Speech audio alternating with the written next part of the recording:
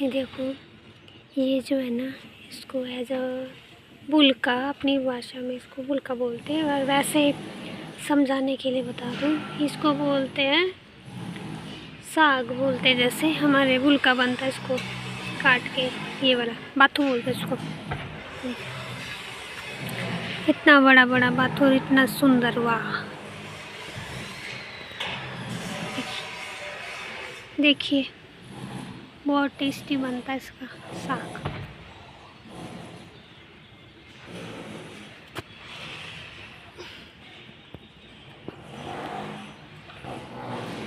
और ये धनिया है,